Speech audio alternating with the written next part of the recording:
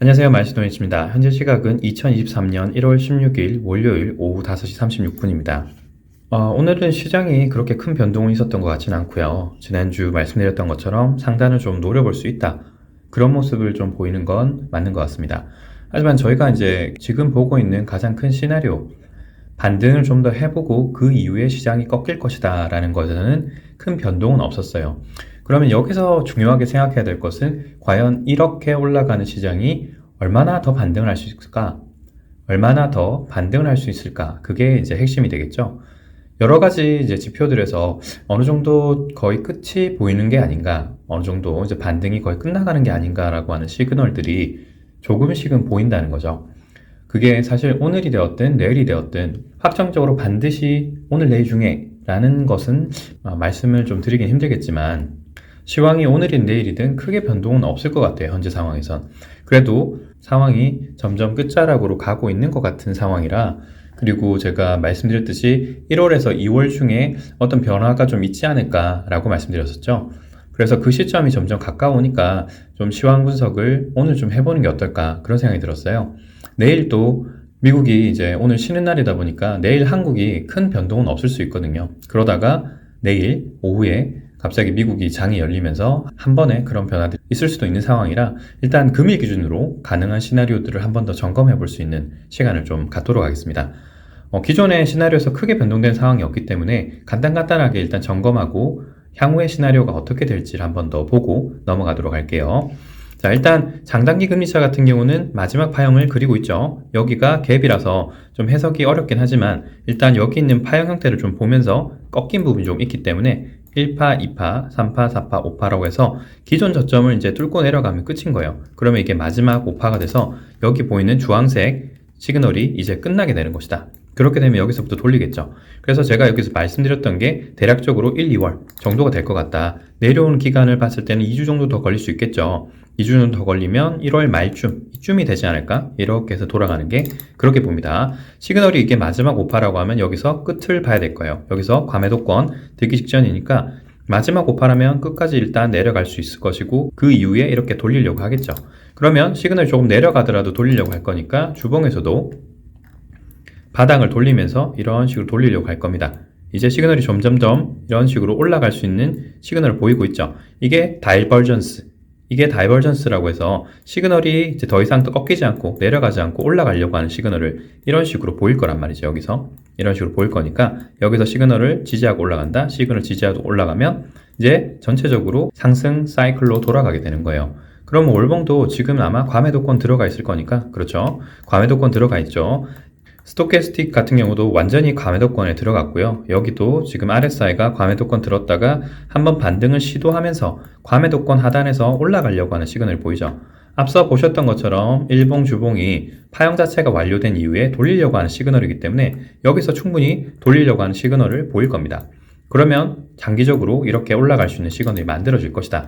그리고 제가 여기서 녹색으로 보이는 이 41개월 이 봉을 전반적으로 다 그려놨단 말이죠. 전반적으로 이렇게 시그널들이 히스토리가 있었기 때문에 그 기준으로 해서 그려봤을 때 대략적으로 1, 2월달 여기 보시죠. 1월 2일쯤이니까 1, 2월달 경부터 어떤 문제가 생길 수 있지 않을까라고 보고 여기서 돌리려고 하는 시그널이 나올 수 있으니까 한번 지켜보시죠 라고 했습니다. 물론 여기서 말도 안 되게 파형이 점점점 계속적으로 하락을 하고 연장 파동을 만들면서 이게 심상치 않은 파동이구나 정도는 이해를 했었죠. 여기서도 보였었고요. 그래서 여기서부터 돌릴 페드와치2를 보시게 되면 이제 FOMC가 16일 남았습니다. 이제 딱 정확하게 보름 정도가 남은 거고요.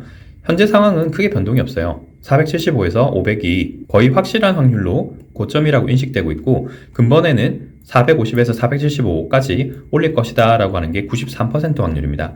제가 지금 여기서 중점적으로 보고 있는 것은 언제 금리를 내리느냐예요.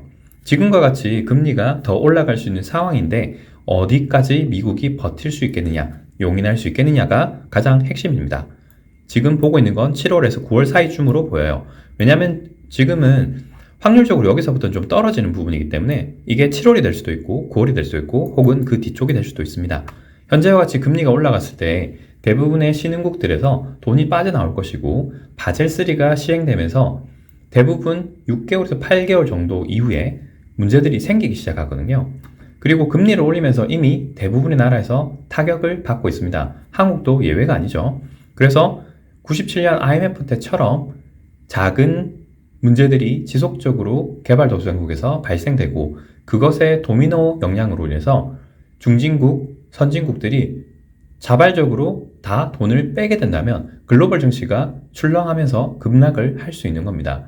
그런 것들이 시간이 걸리는데 이번에는 바젤3라는 거죠. 바젤3 같은 경우는 한국 같으면 2023년 1월 1일부터 시행이 됐고요. 바젤 1과 2라는 내용들이 있었기 때문에 그것이 6에서 8개월 정도 있으면 시장에 영향이 나타나게 됩니다. 여기서 6월에서 8월 정도를 더하면 어떻게 되죠? 7월에서 9월 정도 됩니다. 우연치 않게 이 시점과 굉장히 맞아떨어지죠. 그리고 앞서 보셨던 제 예상 정도의 예상 그래프들을 보시더라도 대략 올해 1월 전후로 해서 어떤 일이 있을 수 있겠구나라는 게 파형상으로 보였어요. 그러면 1월에서 2월 사이에 어떤 문제가 생긴 이후에 이때까지 문제가 생길 수도 있다는 거죠. 그래서 오늘 형태를 좀 봤을 때는 전강 후약이 되지 않을까. 올해만 보자면 그렇습니다. 그래서 대략적인 형태가 그렇게 되지 않을까. 좀 있으면 고점을 한번 확인하고 바닥을 찍으러 가는 상황이 몇 개월 동안 지속될 수 있겠구나. 전강. 그래서 1, 2월 달 정도까지는 어느 정도 상승을 유지해 볼 수 있고 그 이후에는 후약. 시장이 점진적으로 하락하면서 장기적인 하락 추세가 될 수 있지 않을까라고 지금 현재로서는 추측해보고 있습니다. 자, 코스피 200에서 제가 보고 있는 것은 여기가 현재 4파다. 그래서 3, 3, 5로 보고 있다. 그럼 여기가 5파가 완료되어야지만 다시 떨어지겠죠. 파형 형태가 3, 3, 5 형태라면 여기가 5파가 마무리되는 걸 봐야 될 겁니다.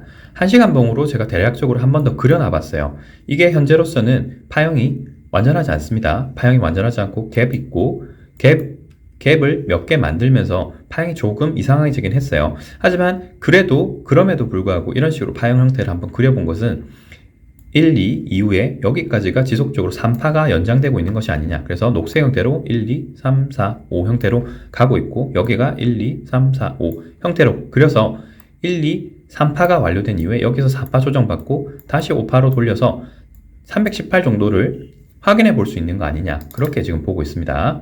이렇게 길기 때문에 파형이 그려진다면 5, 3, 5 형태로 이렇게 그려지는 게 맞을 거라고 생각됩니다.